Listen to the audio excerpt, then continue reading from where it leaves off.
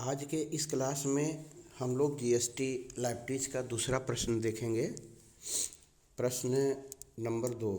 तो इस क्वेश्चन में हम लोग को साफ यहाँ दिखाई दे रहा है, या क्वेश्चन में बोल रहा है कि from the following information GST determine GST libraries of Panna and sons. तो इस जगह पर मंथ का कॉलम है, 2022 का फरवरी महीने का जीएसटी का कैलकुलेशन करना है। यहाँ इनपुट जीएसटी जो कि डेबिट होता है, तो उसमें आई जीएसटी के बारे में दिया हुआ है, सी जीएसटी के बारे में दिया हुआ है, एस जीएसटी के बारे में दिया हुआ है। इनपुट का इधर में दिया हुआ, और यहाँ के आधा क्वेश्चन के बाद में आउटपुट जीएसटी के बारे में जो कि क्रेडिट होता है। तो आउटपुट जीएसटी में भी आई जीएसटी दिया हुआ है, सी जीएसटी दिया हुआ है और एस जीएसटी भी दिया हुआ है। तो यहाँ हम लोग देख रहे हैं कि फरवरी 2022 के महीने में इनपुट जीएसटी के अंतर्गत जो आई जीएसटी था वो 25,000 रुपये हमको दिए थे, क्योंकि परचेज़ किए होंगे। इनपुट जीएसटी परचेज पे लगता है, तो आई जीएसटी 25,000 दिए होंगे, सी जीएसटी 16,000 दिए हैं, 15,000 दिए हैं, और एस जीएसटी 15,000 दिए हैं। तो ये तो दिए हैं हम लोग, आई जीएसटी, सी जीएसटी और एस जीएसटी।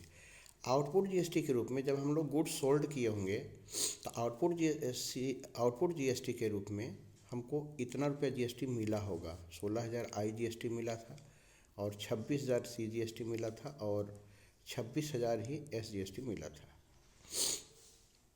तो एक बात तो कन्फर्म है, आप गौर कीजिएगा कि जैसे आप मान लीजिए कि यहाँ पर आपको आई जीएसटी आप दिए थे 25,000, परंतु आई जीएसटी आपको मिला कितना था? 16,000। अब गवर्नमेंट को जब आई जीएसटी आप भरिएगा तो आउटपुट में से इनपुट घटता है। अब 16,000 रुपये का जीएसटी आउटपुट जीएसटी था, उसमें आपको 25,000 का जीएसटी इनपुट है। आप दिए 25,000 है और आपको मिला है 16,000। इसका सेटअप कैसे कीजिएगा? तो 16,000 रुपये में से 25,000 माइनस नहीं होगा। तो सबसे पहले आपको क्या करना है, जो आउटपुट वाला आई जीएसटी है 16,000, उसमें से इनपुट वाला जो आई जीएसटी है 25,000, ये 25,000 ना माइनस करके जितना है उतना तक माइनस कीजिए, यानी कि सिर्फ 16,000 ही माइनस करेंगे। ये तो मेरा नील हो जाएगा।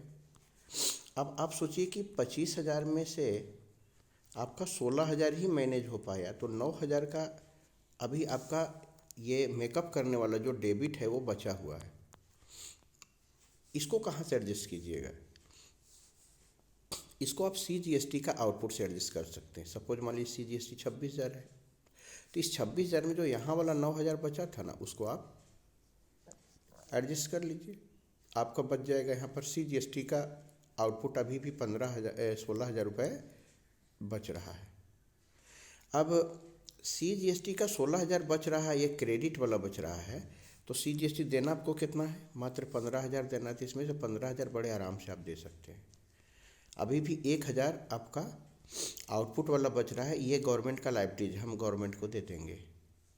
एस जीएसटी में प्रॉब्लम नहीं है, क्योंकि एस जीएसटी आपका 26,000 है। अब उस 26,000 में से 15,000 आप आराम से दे सकते हैं। तो 26 में 15 जाएगा तो 11,000 यहाँ भी लाइब्रेरीज बनेगा। इसी चीज़ को टेबल के माध्यम से अगर हम देखें तो बहुत अच्छा से समझ में आएगा। तो इसको आइए टेबल के माध्यम से देखते हैं,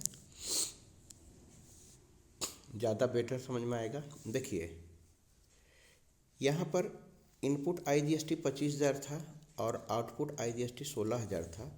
तो यहाँ पर एक सॉल्यूशन किए हैं, इनपुट जीएसटी सेटअप चार्ट।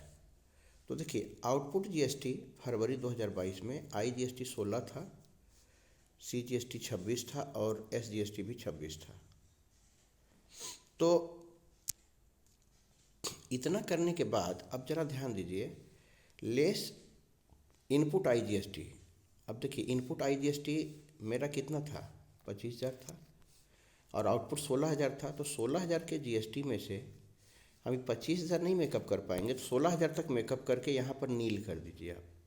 अब जो 9,000 इसमें का बच रहा है, क्योंकि इसमें से 16,000 मेकअप हुआ, जो 9,000 बच रहा है, इस 9,000 को देखिए हम CGST जो 26,000 था ना, उसमें से ये जो 9,000 बच रहा है उसको यहाँ से माइनस कर लिए, तो 26 में 9 गया, 16,000 अभी भी यहाँ बच रहा है, 17,000 बच रहा है। तो CGST का लाइबिलिटीज मेरा कितना था यहाँ पर, 15,000 था। इनपुट हम 15,000 ही दिए थे, जबकि आउटपुट मेरे पास 17,000 है। तो 17 में 15 घटाए तो कितना बचा, 2,000। ये 2,000 रुपये में हमारा GST पेएबल आ जाएगा। लेकिन SGST में बहुत ईजी है। SGST हमको आउटपुट में मिला कितना है, 26,000, और मेरे को पेमेंट कितना करना था, 15,000। तो 26 में 15 पेमेंट कर दिए, तो यहाँ पर 11,000 रुपया मेरा अभी भी SGST का लाइबिलिटीज पेएबल में आ रहा है। तो 11 और 2 कितना होता है, 13,000 रुपया लाइबिलिटी GST पेएबल में आ जाएगा। एक बार फिर से समझ लीजिए, बहुत इजी है। देखिए IGST हमने दिया है 25,000, लेकिन आउटपुट के रूप में मिला 16,000। तो पहले जो आउटपुट में इनपुट घटता है, तो पहले तो IGST का मेकअप करने के लिए 16,000 में ये 16,000 हमारा माइनस हो जाएगा, नील हो गया। अब ये 25,000 का जो इनपुट था उसमें 9,000 भी मेकअप नहीं हो पाया है, इसको मेकअप करने के लिए CGST का आउटपुट पकड़ेंगे। तो CGST का आउटपुट हमारा 26,000 है, उसमें 9,000 माइनस कर लिए, तब भी हमारा CGST भी 17,000 है बच रहा है। लेकिन CGST का लाइबिलिटीज मेरा कितना था, 15,000 था इनपुट का, तो उसमें से 15,000 काट लिए तो कितना हो गया, 2,000 हमको अभी भी गवर्नमेंट को पेमेंट करना पड़ेगा।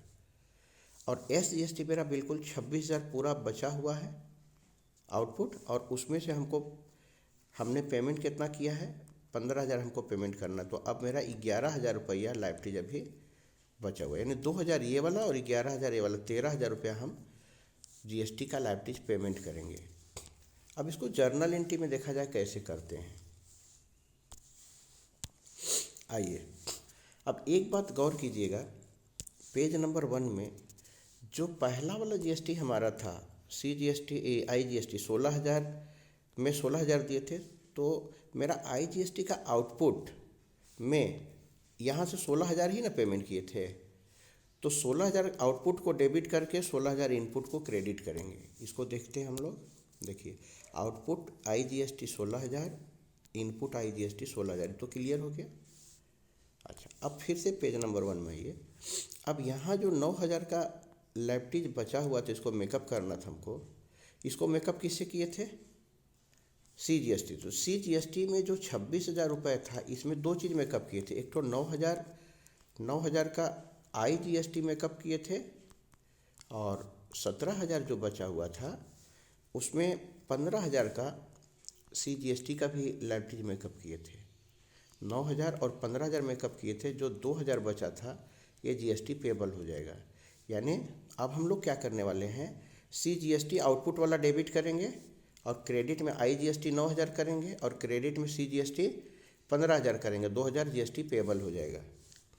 इसको भी आप देखिए आउटपुट CGST मेरा 26,000 था, इसमें से इनपुट वाला जो 9,000 बचा था उसको मेकअप किए, और इनपुट वाला CGST का लाइबिलिटीज मेरा 15,000 तो उसको दिए।